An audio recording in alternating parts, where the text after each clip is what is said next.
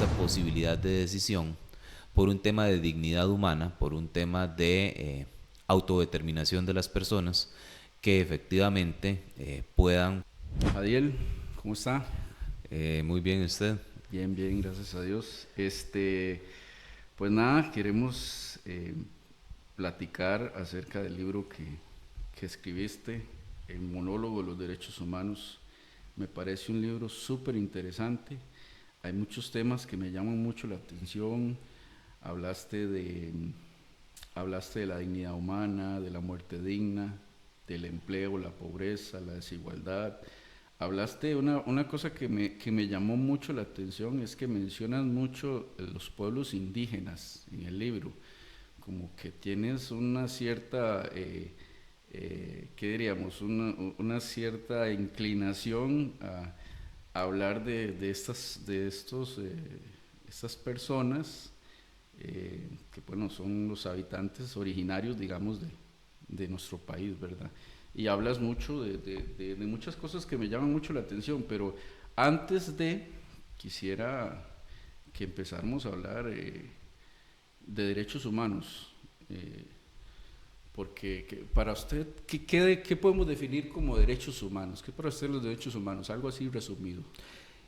Bueno, realmente el libro surge de una maestría en Derechos Humanos que realicé en la Universidad Estatal a Distancia, específicamente en la UNED. Este, los derechos humanos son siempre controvertidos, evidentemente, pero los derechos humanos son todo aquello que tenga que ver con la dignidad de una persona.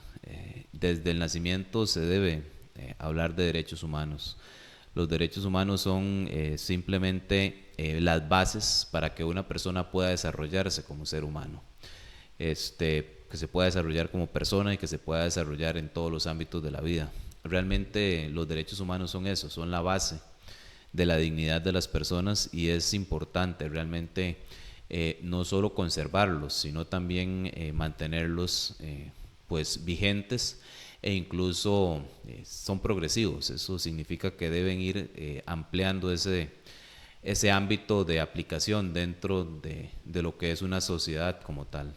Eso es importante, y de ahí es donde nace realmente el interés de hablar sobre derechos humanos. ¿Por qué? Porque inicialmente los derechos humanos incluso se clasificaron por generaciones, primera generación, segunda y tercera generación, pero a estas alturas ya no se puede hablar de generaciones porque han proliferado tanto o se han expandido tanto que realmente los derechos humanos tocan o se ciernen dentro de todas las cosas que hacemos las personas durante el día y durante nuestro desarrollo, efectivamente. Perfecto.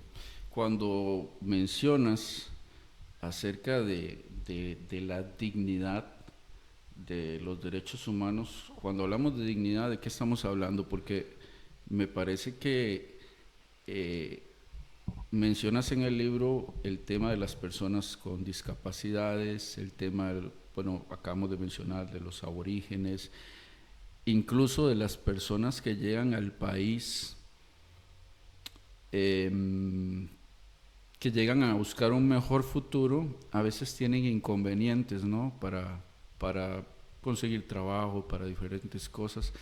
¿Qué podemos hablar, qué podemos decir acerca de la dignidad? ¿Qué tiene que ver eso? La dignidad podría asociarse eh, desde el tema del desarrollo del ser humano, específicamente. Podríamos definir ciertos ejemplos para determinar qué no es digno, ¿verdad? A nivel corporal, a nivel laboral, incluso a nivel personal. La dignidad, efectivamente, el definir dignidad a nivel jurídico es difícil, y siempre va a ser difícil porque atañe no solo a la parte jurídica, sino que atañe a la parte médica, atañe a la parte social, a la parte laboral, embarga un sinnúmero de factores o de aristas que deben ser consideradas para determinarse como una persona puede ser o no digna realmente, o desarrollar esa dignidad que pueda tener una persona. La dignidad, efectivamente, para una persona, mínimo es el libre desarrollo, ¿verdad? específicamente esa posibilidad de estudiar, esa posibilidad de tener salud, esa posibilidad de trabajar, esa posibilidad de mantenerse dentro de una sociedad y ser considerado un ser humano específicamente, porque todos nacemos con esa condición de ser humano y efectivamente la dignidad parte de eso. Es un asunto subjetivo, ¿verdad? Porque para ciertas personas la dignidad podría ser menos o más. Sin embargo, tenemos que verlo también desde ese aumento, desde esas posibilidades de desarrollo que pueda tener una persona, desde el ámbito de la salud, desde el ámbito de la educación y desde todos los ámbitos específicos. Perfecto. A veces, pues nosotros no nos damos cuenta de que eh, tenemos estos derechos que son de todos, ¿no? De los derechos humanos, la palabra lo dice, ¿no? Es de todos, de todas las personas. Y aquí en Costa Rica tenemos la Corte Interamericana de Derechos Humanos, ¿es correcto? Sí, así es. Efectivamente, la Corte Interamericana de Derechos Humanos nace en Costa Rica por una idea de tutelar este tipo de derechos a nivel regional. La Organización de Naciones Unidas, a partir de la Segunda Guerra Mundial, o podemos irnos un poco más atrás, la Primera Guerra Mundial, la Segunda Guerra Mundial, pero nace a partir de la Segunda Guerra Mundial específicamente, y esto muchas veces se nos olvida, y como dice el adagio, quien está, quien olvida su historia está destinado a A repetirla. repetirla, correcto. Y se nos olvida porque tal vez lo vemos muy lejano, tal vez por el poco tiempo de vida que tiene el ser humano, efectivamente se nos va olvidando todos los vejámenes que sufrieron, por ejemplo, en la Segunda Guerra Mundial, todos los pueblos oprimidos. Y es que no podemos hablar solamente de los judíos, porque efectivamente se oprimieron por parte diferentes pueblos, incluso los gitanos y muchas otras personas fueron, pues en este caso, oprimidos, tomados como no seres humanos. Incluso se experimentó con estas personas y muchos de los medicamentos que hoy tenemos fueron gracias a estos experimentos que se hicieron. Correcto. Y, y se nos olvida realmente de dónde nace o surge la necesidad de tutelar los derechos de las personas, de ver a todo ser como un ser humano, efectivamente, no mayor ni menor que el otro. Entonces, pues la ONU no puede tutelar el 100% de los derechos, y así es donde se van creando órganos regionales de tutela de derechos humanos, como lo podría ser en este caso la que haces mención, ¿verdad? Que efectivamente se encuentra en Costa Rica y que incluso pues tiene una capacidad limitada para conocer casos, por lo cual es un órgano rector más que decisor, es decir, nos va dirigiendo hacia dónde tenemos que ir con respecto a los derechos humanos. Bajo esa perspectiva, tenemos dos funciones de este órgano, y uno es consultivo y el otro ya es decisor. El consultivo es cuando un Estado o un gobierno tiene algún tipo de dudas y previo a conculcar algún tipo de derecho, específicamente le consulta si esa actuación que está realizando es o no es contraria a los derechos humanos. Y ahí es donde se emite pues esa resolución donde se determina si efectivamente es o no es violatoria o conculcatoria de derechos humanos esa acción que se está realizando. Esto, el último ejemplo que no deja de ser controversial dentro de Costa Rica fue el del matrimonio entre personas del mismo sexo. Bajo ese parámetro, Costa Rica únicamente lo que hizo fue consultar, y una vez que consultó se le dio la respuesta que sí, que efectivamente se estaba conculcando los derechos de estas personas de asociarse y de unirse pues libremente. Que acá se viene pues la controversia específica en temas de moralidad y de conservación de algunas personas, ¿verdad? Dentro de Costa Rica, donde ya se le permite pues unirse en matrimonio, y básicamente eso no es una condena que se le hace a Costa Rica, sino más bien una consulta que Costa Rica hace y adopta las modificaciones a partir de esa consulta.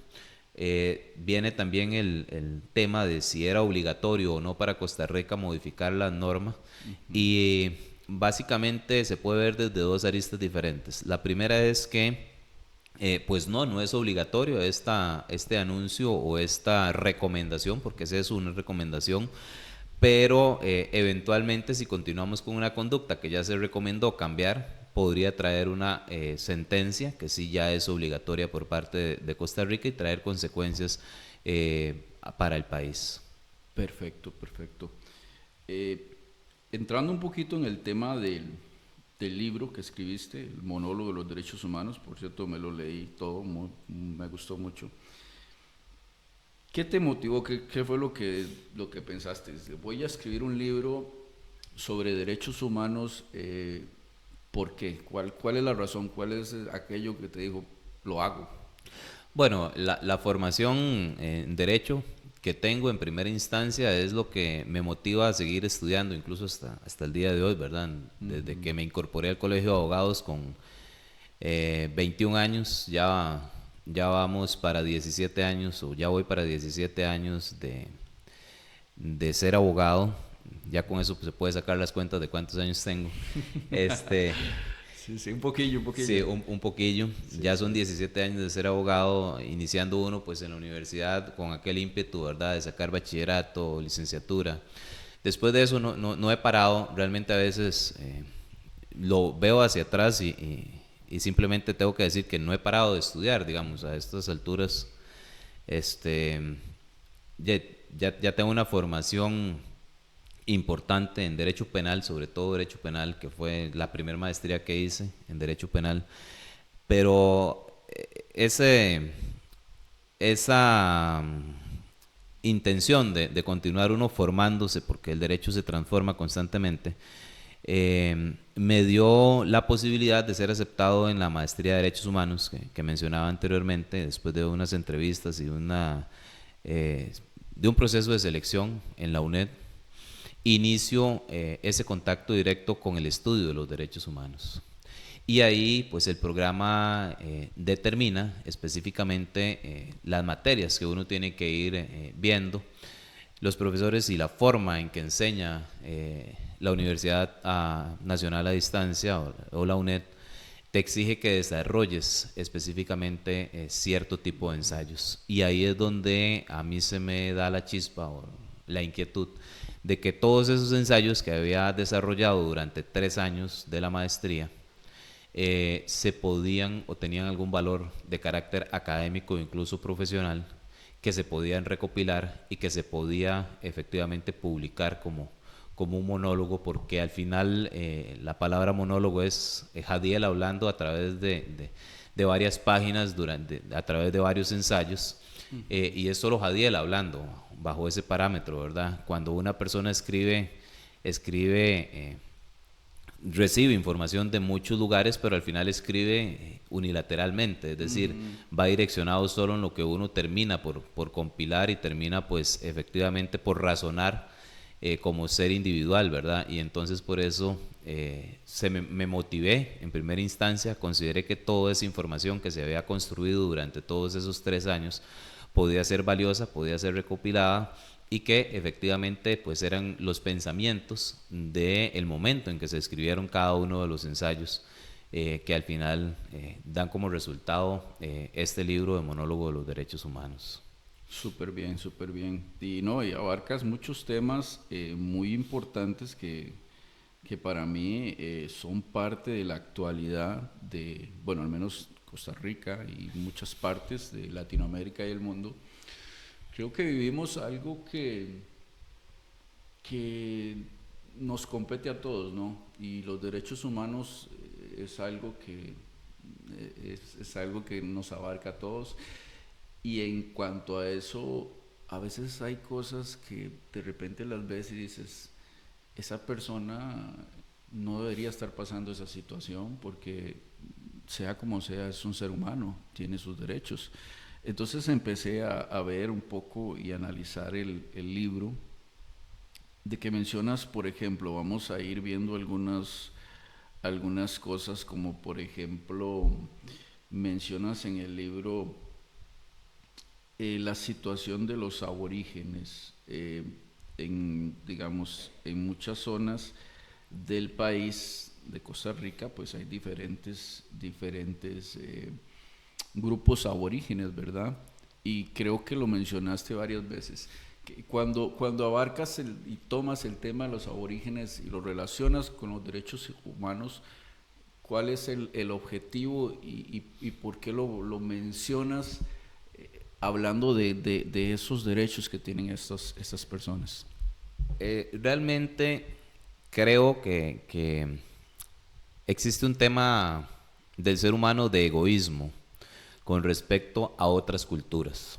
Okay. El ser humano por lo general cree que lo correcto es con lo que ha crecido y con lo que ha vivido. Las costumbres en un país como Costa Rica o un país como Estados Unidos o como podría ser un país en Europa como Austria o Australia, las costumbres son completamente diferentes.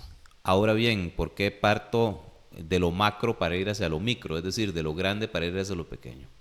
Incluso si tenemos entendimiento de esta situación, las costumbres en Panamá son diferentes a las costumbres de Nicaragua y son diferentes a las costumbres en Costa Rica. Ahí ya vamos reduciendo efectivamente lo que podemos entender como costumbres, como tradiciones.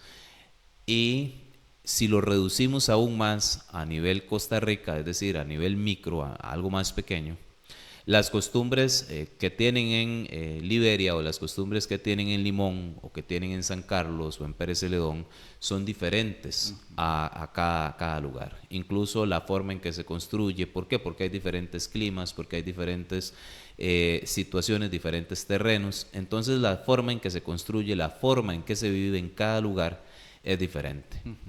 Pero desde el egoísmo del ser humano, muchas veces creemos que tenemos la razón de todo y que no podemos o que nos preguntamos por qué esa gente construye de esa forma, por qué esa gente vive de esa forma, por qué esa gente habla de esa forma. A partir de ahí es donde efectivamente yo considero que no se logra comprender los derechos realmente de las personas aborígenes. ¿Por qué? Porque lo primero que tenemos que comprender es que ellos son seres humanos, igual que nosotros, Correcto. pero diferentes a nosotros. Que sus tradiciones, que sus costumbres, que su forma de ver la vida es diferente a como la podemos ver en la capital, como la podemos ver en algún pueblo, en alguna sabana o alguna situación diferente. Muchas veces no podemos comprender la forma en que ellos se desarrollan efectivamente como seres humanos, pero el desarrollo que ellos tienen no necesariamente es el equivocado, ni tampoco la forma en que nosotros nos desarrollamos. ¿Por qué? Porque ellos tienen una forma de ver la vida diferente a la nuestra. Para nosotros puede que sea muy importante la casa nueva, el vehículo nuevo, para nosotros puede ser muy importante el viaje a otro país, el aprender otro idioma, en mi caso el seguir estudiando, que ha sido pues importante realmente dentro del desarrollo de mi vida. Pero para ellos la cosmovisión que ellos llaman o la forma de vida que ellos tienen, puede que eso no sea realmente importante, puede que realmente sea importante únicamente trabajar para vivir y vivir bien, que eso efectivamente puede ser analizado y visto, pero muchas veces desde nuestra propia creación y desde nuestra propia visión pretendemos que cada persona viva conforme a lo que nosotros hemos aprendido y conforme a lo que nosotros queremos. Entonces creo que realmente es un tema de egoísmo. Muchas veces usted puede escuchar o las personas pueden escuchar que es que estas personas son vagas, que a estas personas no les gusta trabajar, que estas...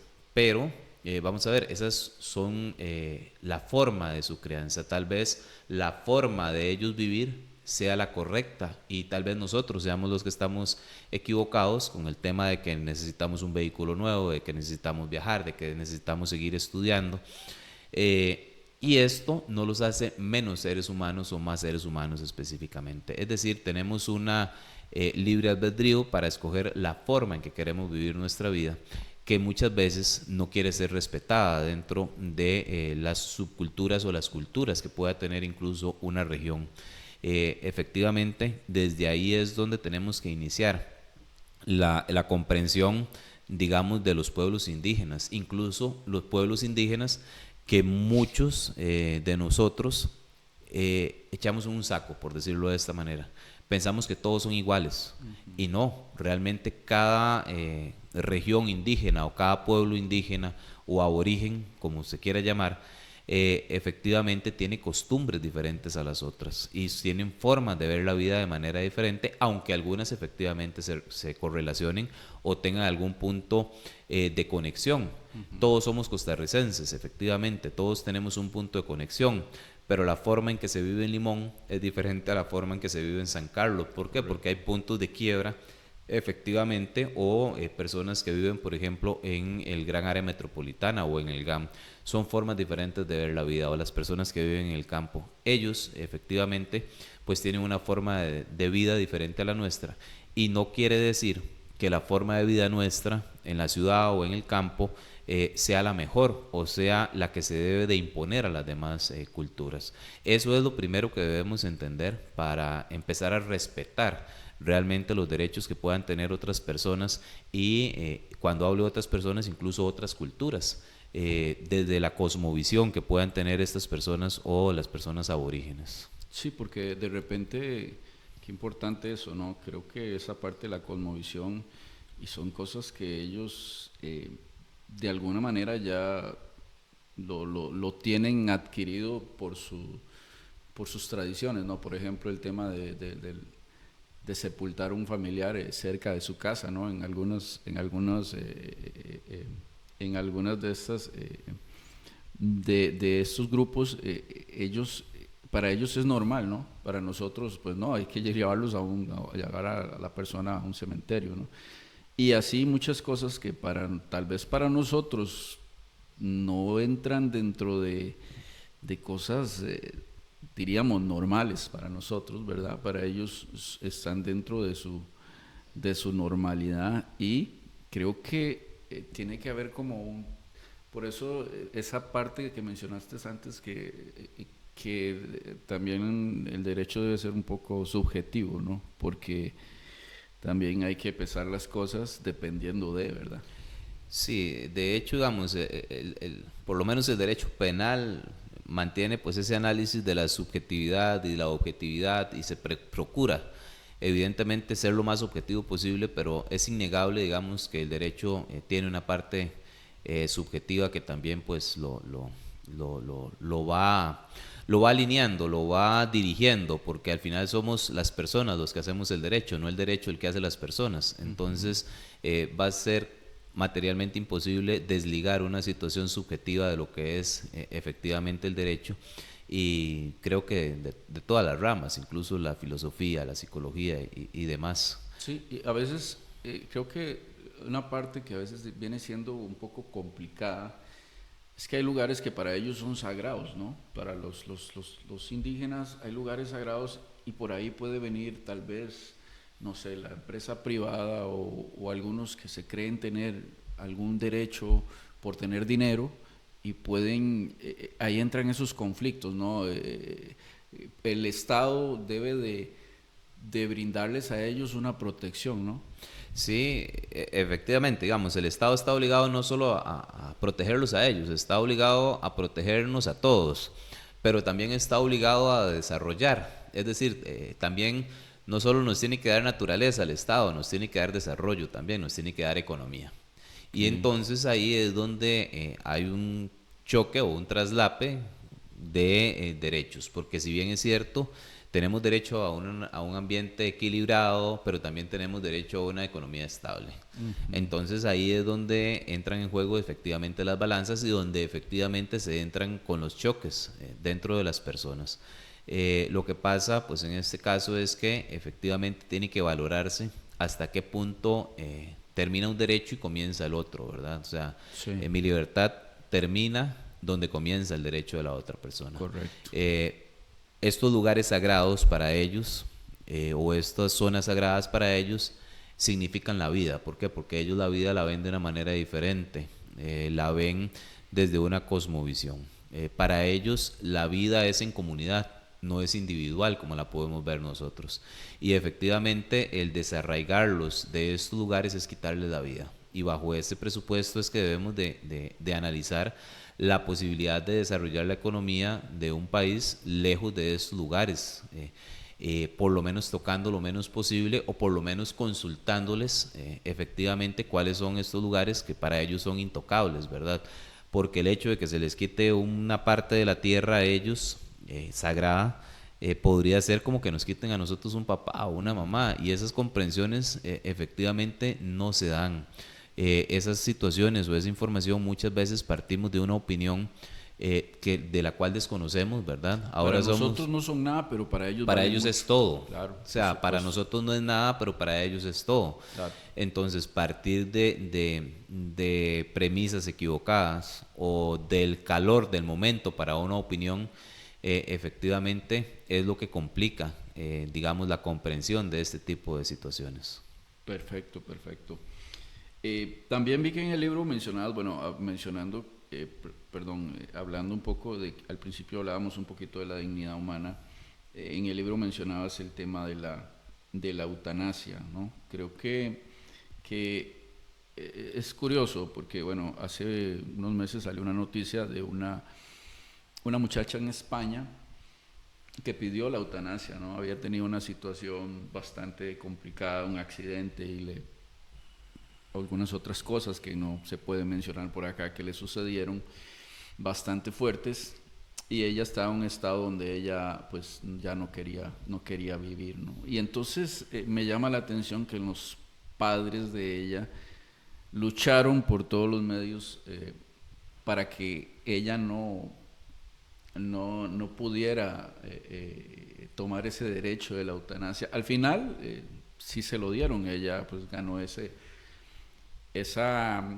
controversia con sus padres y bueno, y con toda la situación, y al final le dieron la opción de la eutanasia, ella la tomó. Entonces creo que aquí es un tema bastante interesante sobre esos derechos que tienes hasta de tu propia vida, ¿no? Creo que es una línea un poco delgada, ¿no? Entonces, ¿cómo lo ve usted desde ese punto de vista de que sí puedes tomar ese derecho, pero también hasta qué punto estás haciendo algo que no es correcto, ¿no?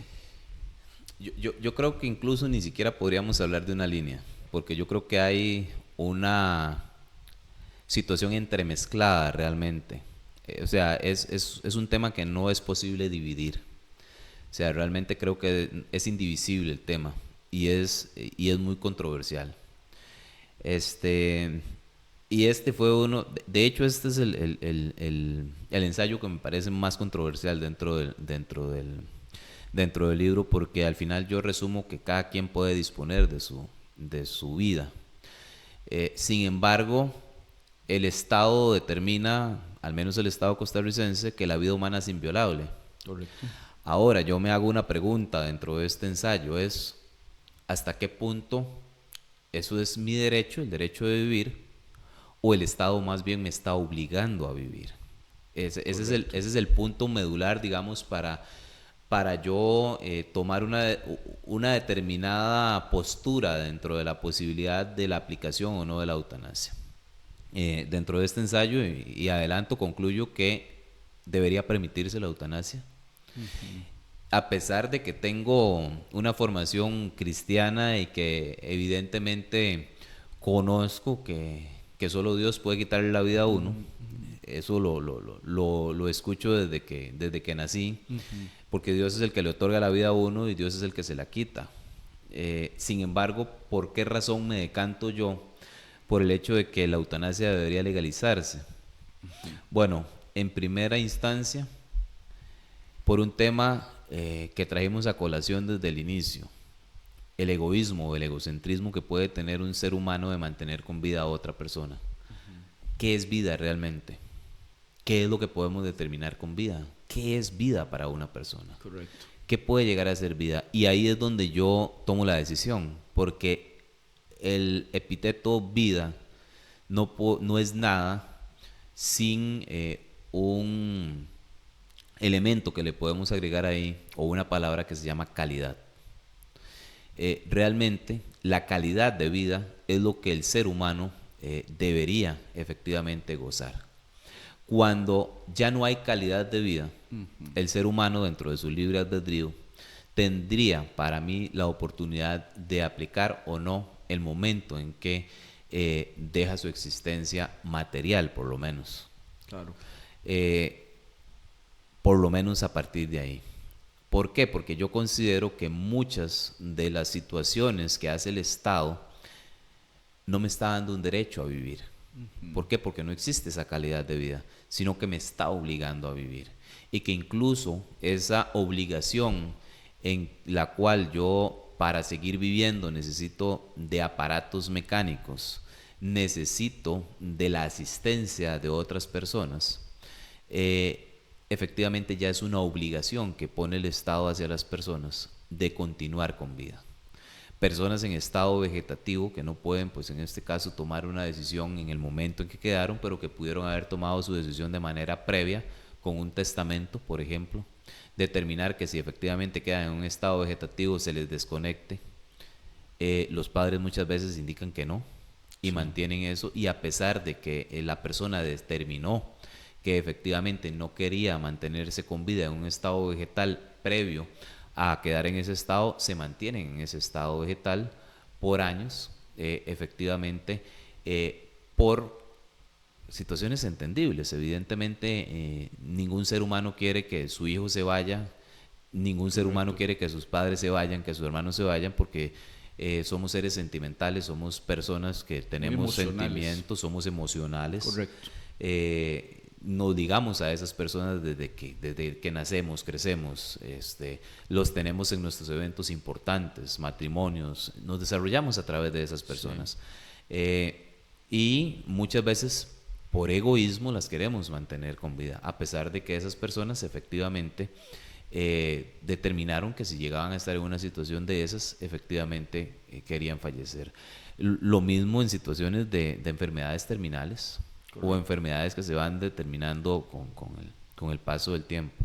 No es que estoy a favor de que una persona simple y llanamente diga quiero morirme y ya. Sí. No, esto es una decisión, yo creo que no solo jurídica, incluso es médica. Es un tema que tiene que analizarse a través de ciertos procesos o de muchos procesos psicológicos, psiquiátricos, médicos, pero efectivamente tiene que existir esa posibilidad de decisión por un tema de dignidad humana, por un tema de autodeterminación de las personas que efectivamente puedan pues tomar una decisión de este tipo. Sí, podríamos decir entonces que a veces la gente dice qué bueno que ya descansó, ¿no? Cuando una persona estaba en una situación donde lo veían sufrir mucho, ¿no? Y ya dicen qué bueno que descansó, pues porque ya no podía resistir más, ¿verdad? Pero desde hace mucho tiempo tal vez se pudo haber evitado tantísimo sufrimiento, dándole la oportunidad de escoger, de elegir a esa persona si quería o no sufrir, ¿verdad? Porque en realidad nadie quiere sufrir muchísimo, es algo que todos evitamos, ¿no? Es un tema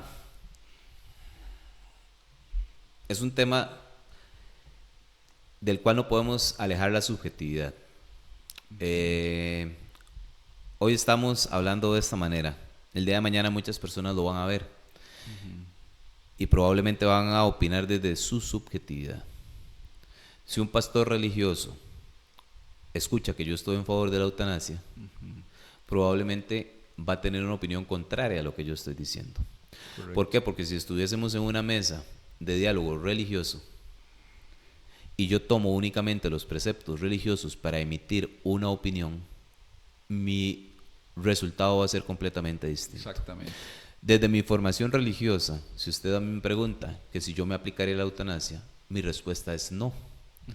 Mi respuesta es no, porque tenemos las consecuencias posteriores a la muerte que la religión nos ha enseñado con respecto a un suicidio, por decirlo de esta forma. Correcto. Entonces, desde el punto de vista religioso, las personas van a tener una opinión. Correcto. Desde el punto de vista médico, si un médico nos escucha, probablemente va a tener una opinión diferente a un pastor religioso o a una persona que sea muy religiosa. Correcto. Otro jurista, otro abogado, podría tener una opinión completamente diferente, partiendo del precepto legal de que la vida humana es inviolable. Entonces, no podemos alejarnos de las subjetividades cuando damos este tipo de opiniones, efectivamente. Cada cabeza es un mundo. Son perspectivas Son diferentes. perspectivas diferentes. Entonces, efectivamente, un derecho humano es la vida. Y sin la vida no existe ningún otro derecho. Porque el bien jurídico más importante del ser humano es la vida. Sin la vida no existe ningún bien jurídico que tutelar. Sí, Entonces podríamos partir y llegar a una conclusión diferente. sí, Donde hay dos abogados hay tres o cuatro opiniones diferentes. sí. Sin embargo, la conclusión a la que yo llego contraponiendo ese derecho que tiene el ser humano a vivir y esa obligación que impone el Estado a vivir es que ahí el Estado no debería inmiscuirse realmente a un nivel de profundidad de mantener a una persona que se mantiene sufriendo durante el periodo y siendo una decisión consciente, porque eso es importante, que pueda efectivamente evitar ese sufrimiento. Debe tenerse en consideración a la persona desde su perspectiva religiosa, desde su perspectiva moral, desde su perspectiva familiar, desde su perspectiva psicológica, incluso psiquiátrica, si efectivamente tiene las capacidades y si realmente está convencido de la decisión que está tomando, sabiendo las consecuencias legales que pueda tener, las consecuencias religiosas o todas las consecuencias que pueda llegar a tener. Cuando una persona efectivamente tiene esta capacidad y tiene todos estos conocimientos, ¿quiénes somos los demás seres humanos para quitarle ese derecho realmente? Sí, claro. No, y si lo ponemos desde, le damos vuelta, como decimos, ¿verdad? A ver, si de repente una persona está llevando un sufrimiento, digamos, sus familiares dicen, no, no queremos que sufra más y pues ojalá pudiéramos desconectarle las cosas para que ya falleciera y aquella persona tal vez ¿qué diríamos? En su enseñanza, en sus raíces religiosas, dice, no, no quiero que me quiten la vida, que esperar hasta que Dios me la quite. Entonces, estamos viéndolo desde otro punto de vista, como dices, la perspectiva de cada quien, según cómo lo vea, según las cosas que ha aprendido y en las cuales basa su vida, creo que eso depende mucho de esa decisión y eso estamos de acuerdo totalmente. Sí, ahí es donde hay que verlo como un todo, no como un elemento o como un punto nada más, sino que hay que ampliar efectivamente, digamos, esa posibilidad para poder tomar esa decisión. Y esto creo que es una discusión que evidentemente pues los conservadores no la van a tener, los liberales van a tener otra opinión, los religiosos van a tener otra opinión, los ateos van a tener otra opinión, los agnósticos van a tener otra opinión y es un tema que efectivamente se las trae realmente, Sí. ¿verdad? Al final creo que va un poco por el tema de qué quiere usted, ¿no? ¿Qué hay dentro de usted? ¿Qué lo motivó a vivir? ¿Qué lo motivó a creer en X cosa? Y basado en eso, ¿cuál es su decisión? ¿Qué es lo que usted quiere hacer, no? Básicamente es un tema efectivamente individual de cada persona, como ser individual, como ser colectivo también, las motivaciones que usted tenga para seguir viviendo. Si usted me pregunta a mí, yo quiero vivir hasta los 120 o 130 años porque no alcanza el tiempo para hacer tantas Claro. cosas que uno puede hacer en esta vida, pasear, conocer, aprender, divertirse, o sea, son tantas cosas realmente las que uno puede hacer que yo creo que la vida es excesivamente corta.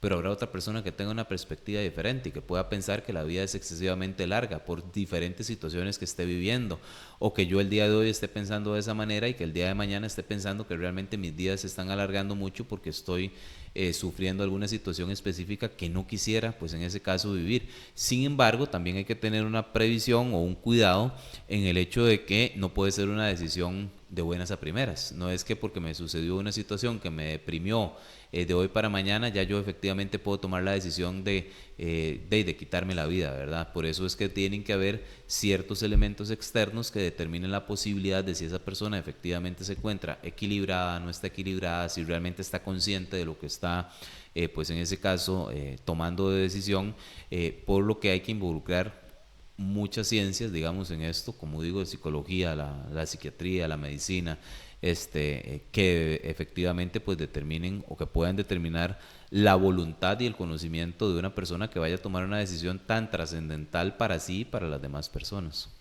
Claro, claro, totalmente. También mencionabas en el libro, Jadiel, acerca de, a ver, del tema de ese derecho que tienen las personas cuando de repente, a ver, no pertenecen, digamos, al país, vienen de otros lugares. Me llamó mucho la atención que mencionaste el tema de los estudios. Por ejemplo, últimamente se están viniendo a Costa Rica mucho cubano o venezolano. A veces traen estudios muy, muy buenos.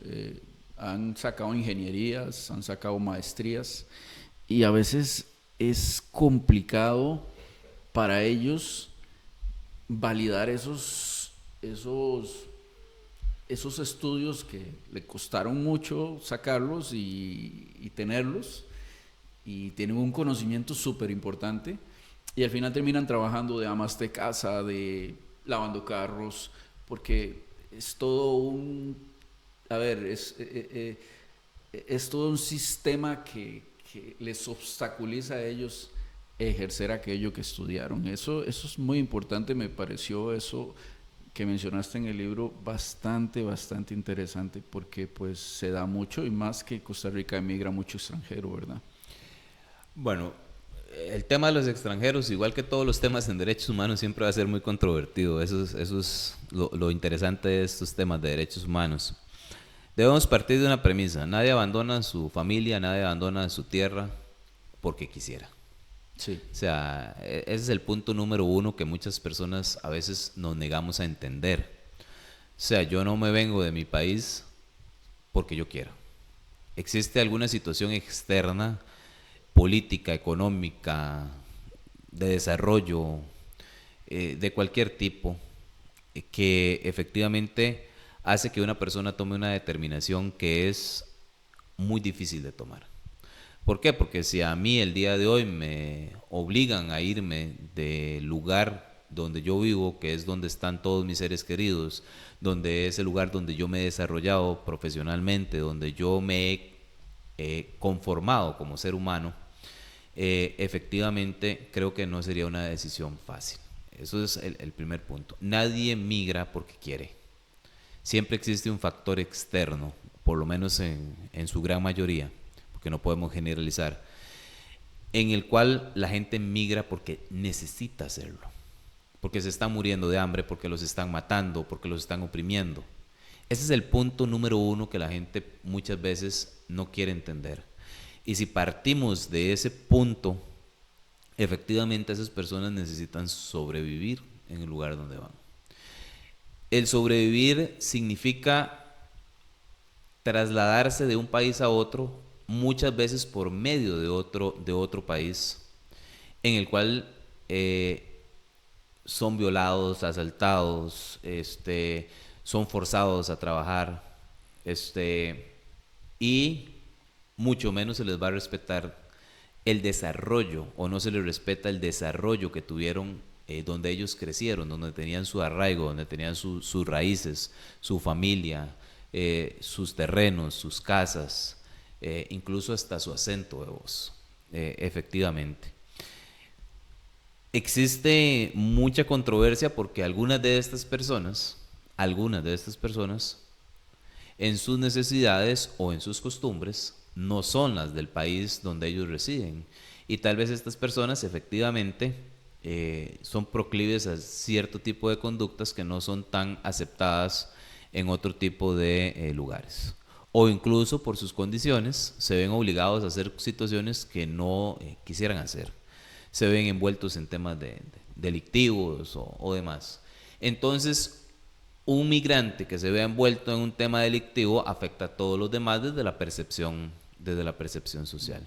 correcto. Pero dentro de estos migrantes también existen personas, usemos esta palabra, de bien, Ujú. personas trabajadoras, personas que le pueden aportar a una sociedad.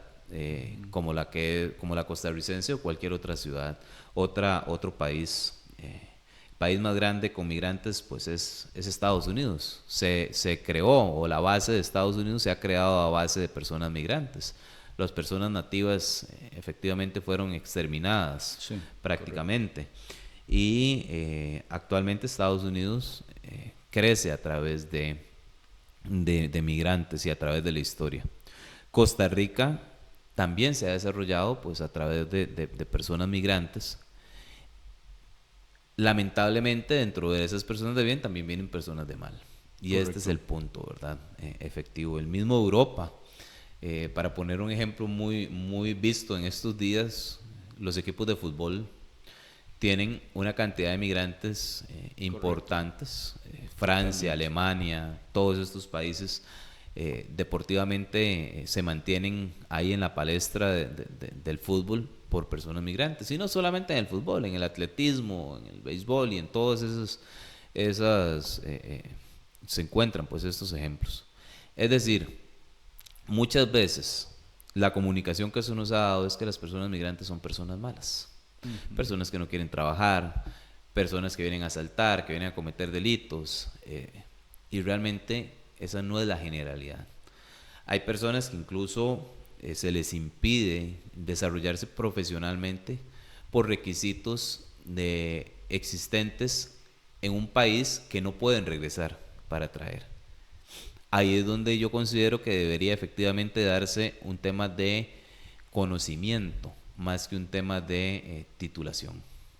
Si una persona efectivamente determina que tiene un conocimiento, podría, pues eventualmente el Estado ver con esa certificación que tiene, que efectivamente lo respalda, el no hacerlo caer en trámites burocráticos, en trámites burocráticos. Entonces, efectivamente creo que incluso a nivel de desarrollo laboral, muchas veces se les trunca esa posibilidad. ¿Por qué? Porque hay personas, doctores incluso, que no pueden ejercer su profesión porque no pueden traer un documento o no pueden autenticar un documento. Eso, pues evidentemente es burocracia y se les debería dar esa posibilidad de elaborar. Eh, eso es básicamente, ¿verdad? Entender que estas personas son seres humanos, primero que todo, que no salen de un país porque quieran salir de un país. Es que en muchos de los casos son obligados a salir de ese país, a dejar su tierra, su idioma, su acento, su familia, para establecerse en otro lugar. Costa Rica es un país que les favorece mucho o les da pues ese trabajo que requieren, pero no deja de ser también discriminatorio, no deja de ser pues en este caso burocrático, no deja de ser pues lamentablemente xenofóbico también en muchas ocasiones, aunque muchas veces lo neguemos, lo somos. Y ya por el hecho de tener otro acento u otro, ya no se les quiere pagar las cargas sociales, ya eso no se les quiere pues dar este tipo de garantías que podría tener pues una persona nacional, porque tal vez uno o dos o tres fallaron de los cientos que pasan, digamos, por Costa Rica. Otro tema, ya diferente, es el de la regularización de estas personas. Realmente le sirve más al Estado que estas personas efectivamente trabajen de manera regular que trabajen de manera irregular. Efectivamente, desde el punto de vista del seguro social incluso, donde una persona migrante va a que se le atienda porque se está muriendo o porque tiene un problema de salud, evidentemente le sirve más al Estado que esta persona tenga un seguro y que esté cotizando a través del seguro.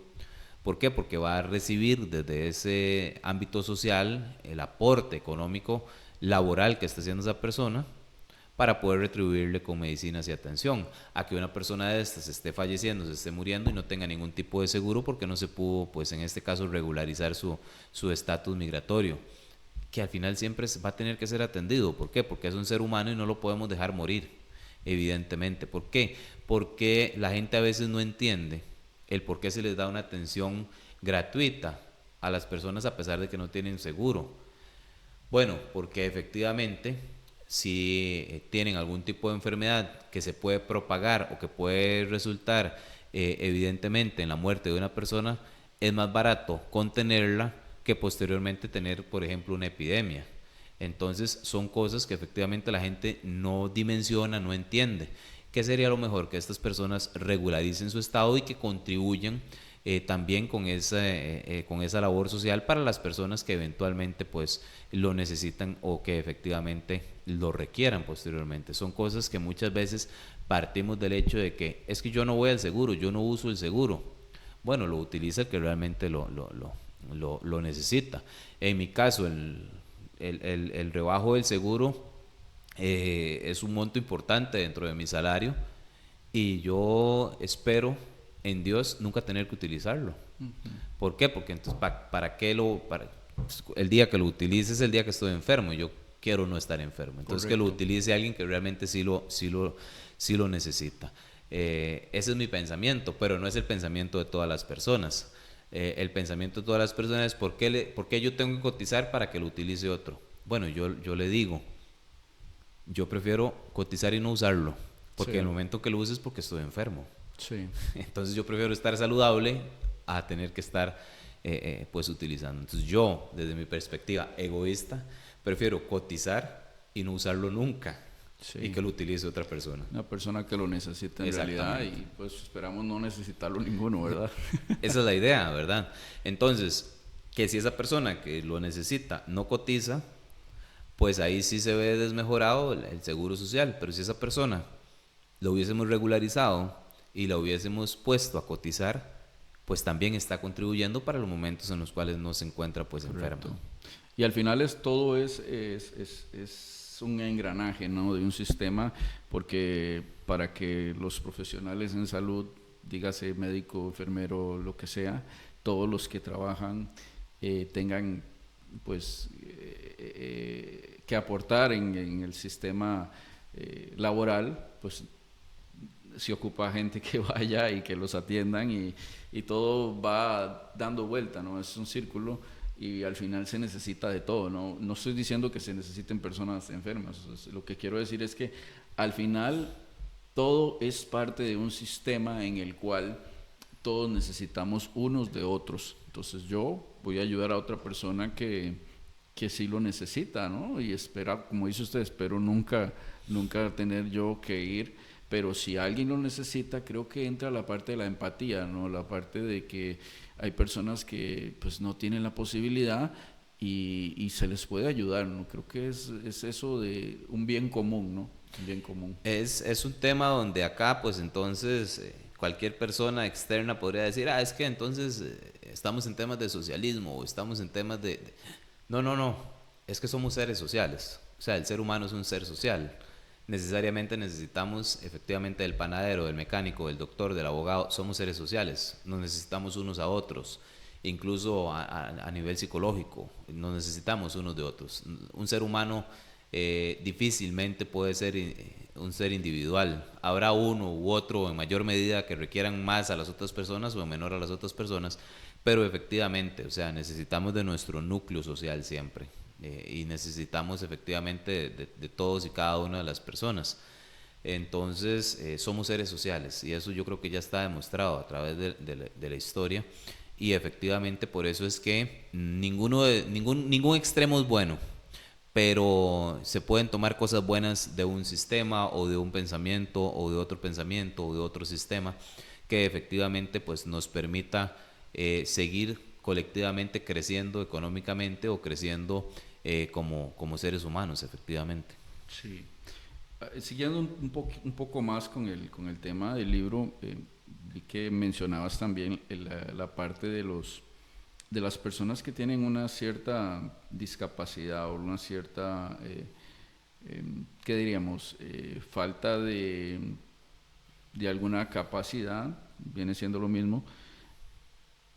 Y en el momento de estar laborando en algún lugar, a veces son vulnerados algunos derechos de ellos porque de repente pues creo que no se les da el trato adecuado, pero creo que eso es un poco subjetivo también, ¿no? Porque a veces, ¿dónde está eso de que se les tendrá que dar el mismo trato o un trato especial por ser personas que tienen alguna discapacidad?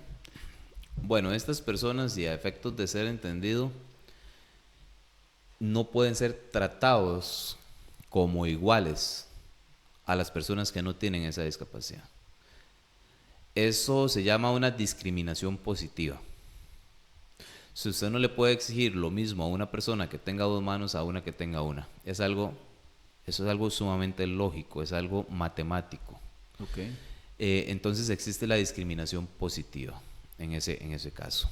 Es decir, hay que darle las condiciones a esa persona, sea de resultado o de proceso, para que rinda igual a una persona que tiene todas las condiciones. Esto es un tema básico. Además, una persona con discapacidad dentro de sus funciones laborales efectivamente tiene que escogérsele en cuáles funciones se va a desempeñar. Es decir, que no produzca una afectación económica, porque lo tenemos que ver desde dos ámbitos. Tenemos que verlo desde el desarrollo de una persona hasta el desarrollo económico de una empresa. Es decir, que una empresa específica debe determinar cuáles son los empleados necesarios y dentro de esos empleados necesarios determinar cuáles podrían ser las funcionalidades que pueda tener este tipo de personas. Y ahí sí, tiene que partir con las mismas garantías, con los mismos salarios y con todos los derechos que una persona de estas pueda tener.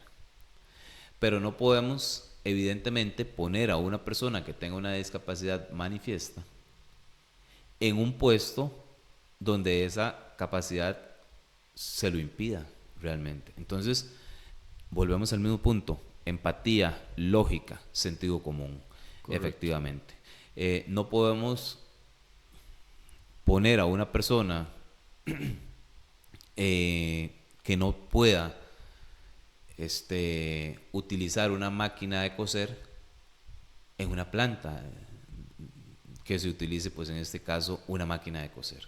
Sí. Evidentemente no va a ser muy útil para la empresa e incluso esa persona enfrenta una discriminación en ese momento. Claro, totalmente. Pero si esa persona se le ubica en un tema de calidad, por ejemplo, dentro de esa empresa, donde sí efectivamente pueda desarrollarse, tiene que ser tratado como una persona igual. ¿Por qué? Porque así se le está permitiendo el desarrollo, le está permitiendo a la empresa obtener un beneficio económico de su trabajo y de su esfuerzo. Y entonces ahí debe ser retribuido.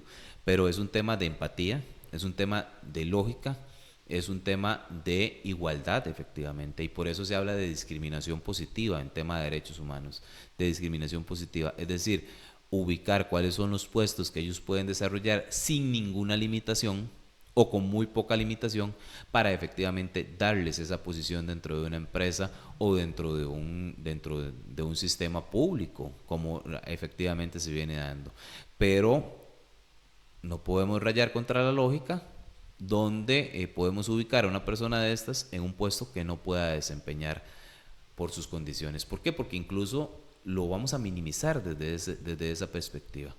Si una persona con una discapacidad puede desempeñar cualquier tipo de labor, pues entonces que desarrolle cualquier tipo de labor. Pero si lo colocamos en un lugar donde no puede desarrollarse, lo que vamos a hacer es afectarlo a nivel psicológico y afectarlo más bien a nivel emocional. ¿Por qué? Porque efectivamente se va a ver minimizado por las personas que se encuentran a su alrededor o por su entorno. Entonces ahí es donde tenemos que partir de la lógica, tenemos que partir de la empatía y tenemos que partir de temas como la razonabilidad en la ubicación de estas personas. Estas personas, por el simple hecho, o estos seres humanos, por el simple hecho de tener una discapacidad, no es que no puedan desarrollar algún tipo de labor. Efectivamente, pueden desarrollar un tipo de labor incluso mejor que las personas que no tenemos la discapacidad, pero tenemos que ubicarlas en el lugar donde laboralmente se puedan desarrollar.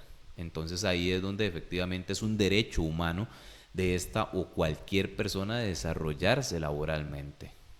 Sí, tiene mucha lógica y creo que es la manera correcta. Y pues al final ellos también tienen precisamente lo que estamos hablando, esos derechos, ¿no? Derecho también a un trabajo.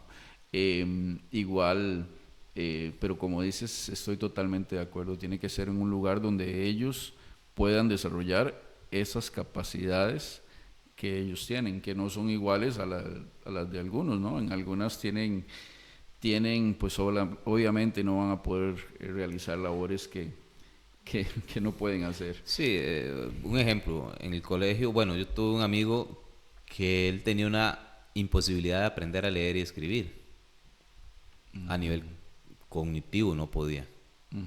Evidentemente no le vamos a buscar un empleo en una librería o en una biblioteca Correcto. si no tiene la capacidad de aprender a leer y escribir, pero tiene todas sus otras condiciones completa y totalmente facultadas. Entonces se le puede escoger un empleo donde sí efectivamente pueda desarrollarse como persona o como ser humano. Ese es el tipo de discriminación que efectivamente debemos hacer. Es una discriminación positiva, o es decir, una discriminación en favor. Pero no es que vamos a decirle a esta persona, como usted no puede definitivamente aprender a leer y escribir, el Estado le va a dar una pensión a usted de por vida, cuando puede ser una persona que puede aportar a la sociedad desde otra perspectiva. Entonces, esa es la balanza que debe tener, por ejemplo, un Estado, y cuando hablamos de discriminación positiva. Eh, Podemos pensar en un sinfín de labores que puede hacer esta persona sin esa habilidad o esa condición de saber leer y escribir, por ejemplo. Entonces, no necesariamente por esa imposibilidad que él tenía es que entonces ya vamos a decir, no, es que no sabe leer y escribir. Bueno, vamos a darle ¿Cuántas personas anteriormente en Costa Rica y actualmente no saben leer y escribir? Igualmente han llevado una vida común o normal, por decirlo de esta manera, desde la perspectiva nuestra. Solo saben poner su firma, por ejemplo, y se han desarrollado en diferentes campos. Sí, perfecto. Bueno, creo que vamos a ir finalizando el podcast de hoy. Hay algo que me gustaría preguntarle, Jadiel, sin revelar ninguna información confidencial. ¿Hay algún caso en todos los años que usted ha llevado como creo que has sido fiscal, has sido juez, ¿verdad? También has llevado muchos defensor, creo que privado, tienes mucho conocimiento. ¿Algún caso que profundamente te marcara, de lo que usted diga, esto nunca se me va a olvidar, que lo hiciera ver o entender de alguna manera los derechos humanos? Bueno, yo desde que me incorporé al Colegio de Abogados me he desarrollado como juez y como defensor particular. Esas son las dos posiciones que he tenido, uno desde la defensa y otro ya como ente decisor. Perfecto. Realmente creo que todos los casos, todos los casos que uno ve y construye y uno tiene la posibilidad de profundizar porque realmente uno tiene el acceso a la totalidad del expediente, lo van marcando a uno. No hay solo uno que realmente uno pueda decir, es que este. Yo creo que todos, porque uno ve el grado de importancia que tiene ese expediente, esas letras o esos folios, esos documentos, para la persona a la que uno le va a resolver la situación. Volvemos a ese punto.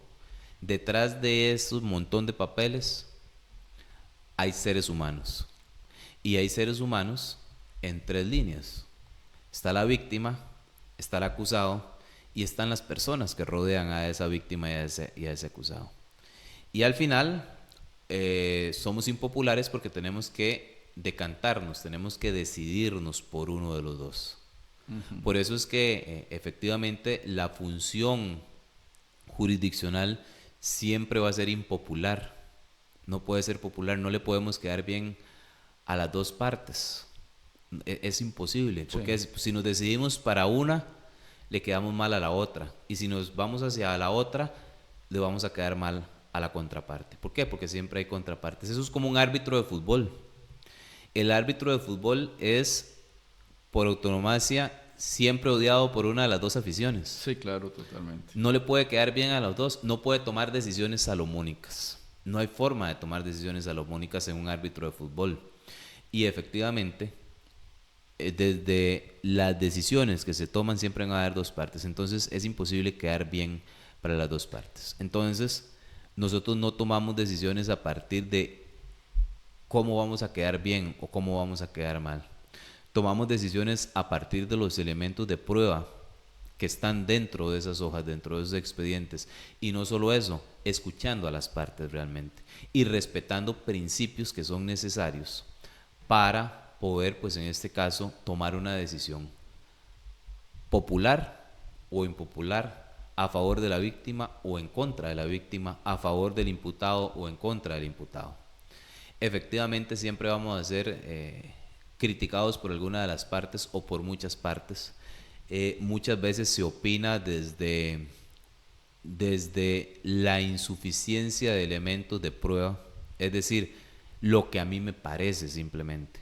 Pero las personas que están detrás de ese expediente, que realmente han podido leerlo completamente, sí mantienen la información total. Y ahí es donde se logra determinar si efectivamente esa persona es o no responsable. Y en igual sentido en todas las materias del derecho. ¿Por qué? Porque todas las materias del derecho son importantes. Te pueden estar embargando el salario, te pueden estar sacando o botando de la casa por una resolución judicial. Evidentemente eso es impopular. Si el día de hoy llega una persona y te notifica que tenés la casa embargada o que tenés el lugar donde haces el podcast embargado y que tenés que desalojarlo dentro de 3 meses o dentro de un mes porque no pagas, evidentemente ustedes a ese juez o a esa persona no te va a caer muy bien, por decirlo de esa forma. Entonces las decisiones que nosotros tomamos no son populares porque son efectivamente trascendentales dentro de la vida de las personas. Eso es sumamente importante. Es decir, nosotros no podemos hacer campaña para que nos quieran, por decirlo de esa forma. ¿Por qué? Porque nuestras decisiones siempre van a ser impopulares. Como un árbitro de fútbol, repito, pita un penal, la afición de un lado va a estar sumamente contenta porque le permitió clasificar, pero la afición del otro lado va a decir que la patada no fue tan fuerte, que no lo empujó, que el otro se tiró, que hay dinero de por medio. Eso es lo que siempre va a suceder realmente. Entonces, casos trascendentes todos los días, casos que lo marcan a uno todos los días, realmente. ¿Por qué? Porque desde mi perspectiva yo estoy conociendo violaciones, homicidios, robos, de todo tipo. Entonces, cuando usted toma una decisión de decir que una persona efectivamente violó a otra, usted toma la decisión de enviar a esa persona a prisión por 12 o 15 años. Eso es una vida para una persona. Pero si usted toma la decisión de que esa persona no va a ir a la cárcel, la persona que se sintió, que tuvo que vivir los hechos, evidentemente va a decir, ¿para qué vine hasta aquí si no me hicieron justicia? Y tal vez no es un tema de justicia, es un tema de que dentro del expediente no se declaró de la manera correcta, no se recabó la prueba de la manera correcta, no se hizo las cosas de la manera correcta porque no coinciden fechas con lugares, con situaciones de esta. Y aún peor, si esta persona, por ejemplo, que dice que fue violada está mintiendo y usted está mandando a la cárcel 12 o 15 años a una persona que nunca cometió ese delito. Entonces, esas son las decisiones que se toman todos los días, porque nosotros todos los días tenemos que tomar ese tipo de decisiones y que muchas personas efectivamente no entienden realmente. Ese es un punto importante dentro de, digamos, de la función que puede hacer uno y que puede hacer todas las personas realmente y que efectivamente pues nos convierte en impopulares desde la toma y desde la importancia de los casos. No hay un caso que sea más importante que otro porque todos los casos determinan la vida específicamente, no de uno, sino de varios seres humanos, porque son las personas involucradas más las personas que están alrededor de esas personas que se encuentran involucradas dentro de un proceso penal. Hay lugares donde la gente nunca quiere ir, por lo menos hay dos lugares donde la gente nunca quiere ir. Una es a la corte y otra es al hospital. Las personas nunca queremos ir ahí, porque ahí no se resuelven cosas fáciles, ahí no se resuelven cosas bonitas. A la corte llegan las cosas que la sociedad no puede resolver. Entonces, dejan en manos de otra persona lo que ellos no pudieron resolver, para que se les resuelva. Y ahí es donde nos convierte en populares. El hospital vamos cuando realmente ya no sabemos qué tomar, ya no sabemos qué remedio casero tomar, ahí vamos al hospital. Efectivamente es lo mismo con la corte. Vamos a la corte a que nos resuelva lo que nosotros no podemos resolver. ¿Por qué? Porque tenemos un vecino que es muy necio, porque tenemos un vecino que ya hablamos con él. O sea, son tantas cosas trascendentales que ninguna uno podría decir es menor o mayor que la otra realmente. Sí, no, excelente, me pareció muy bien eso. Bueno, ya para ir finalizando, creo que hay una pregunta que quisiera hacerte porque al final, bueno, este es nuestro primer podcast, esperamos que sea mucho más y tenemos la esperanza de que muchas personas lo vean. Si dentro de una semana, no sé, un mes o más tiempo, este podcast lo vieran, qué sé yo, pensemos en grande, 100,000 personas, 1,000,000 de personas, ¿qué cosa te hubiera gustado aportarle a todas esas personas que te van a escuchar? Porque, por ejemplo, vamos a ver si te lo explico diferente. A ver, puedes decirles en este momento, darles un mensaje a todas esas personas que van a ver este podcast, que los ayude en alguna manera, ¿no? Que los motive a seguir adelante en la vida, que les dé un objetivo para seguir adelante, algo que en unas frases, en unos minutos, puedas decirle a esas personas que un día pues van tal vez a estar en una situación y dicen, mira, yo me acuerdo que una vez vi un podcast y un muchacho por allá dijo esto y esto que me motiva mucho. ¿Qué les dirías? Bueno, es un tanto difícil, digamos, poder encontrar una frase que realmente sea de motivación para cada persona. Volvemos al mismo punto. Todas las personas somos individuales.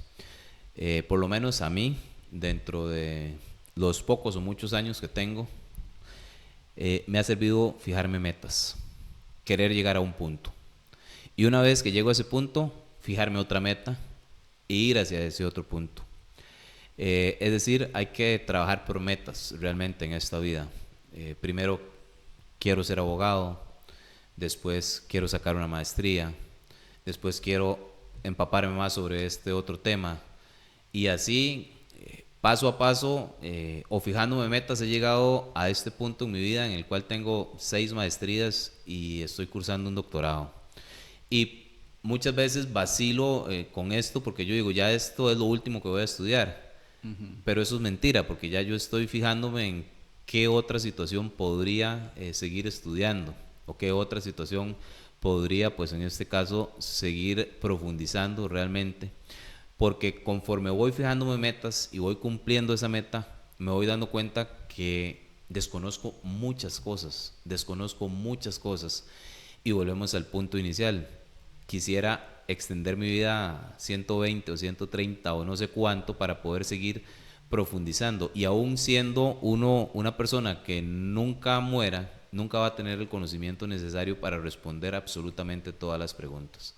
Entonces, a partir de fijarse metas, de disfrutar lo que realmente uno está haciendo, no porque yo quisiera estar en un trabajo donde no, o hay personas que están en un trabajo donde no quieren estar, pero hay que disfrutar ese momento. Hay que disfrutar, hay que fijarse metas, pero hay que disfrutar el camino. ¿Por qué? Porque ese camino nunca más va a volver, nunca más va a volver, nunca va a aparecer nuevamente. Y hay que ir desarrollando las etapas. Yo disfruté mucho mi escuela, pero porque mi escuela fue muy buena no quiere decir que yo quiera regresar a la escuela y vivir siempre en la escuela. Mi colegio fue más bonito que mi escuela y la universidad ha sido más bonita que el colegio. Entonces tenemos que disfrutar cada una de las etapas y hay que aprender incluso a disfrutar el dolor, porque no todo es color de hormiga, no todo es bonito, no todo son rosas, por decirlo de esa forma. Claro, claro, totalmente. Sí, no, pues excelente, Jadiel, te agradezco demasiado porque pues al final de todo creo que se trata de una retroalimentación. Para mí es súper importante escuchar todas las cosas que me has dicho, me sirven mucho para mi formación interna y mi formación intelectual y también, ¿por qué no?, mi formación espiritual. Espero que esto también le sirva a muchas personas. Me encantó mucho el ratito que compartimos, que platicamos.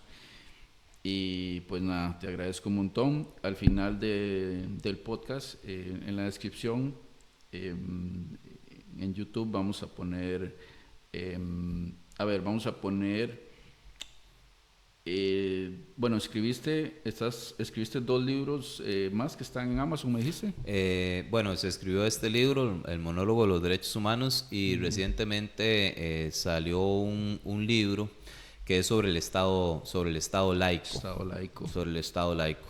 Excelente, excelente. Bueno, vamos a dejar el link, la descripción, para por si alguien quiere adquirirlo, sería excelente. Jadiel, te agradezco muchísimo que hayas sacado el rato. Yo sé que no fue fácil, pero bueno, se logró. Aquí estamos y esperamos que no sea una única vez, que vayas a venir muy pronto y pues como todo vayamos creciendo, ¿verdad? Así es. Muchísimas gracias por la invitación y ojalá que de verdad llegue a muchas personas y que no necesariamente coincidan con lo que yo digo, pero que si no coincidan sean respetuosos también con la opinión de las demás personas, porque eso también nos hace crecer como seres humanos, como profesionales y como en todo en esta vida, ¿verdad? Excelente. Muchas gracias, Javier. Gracias a usted.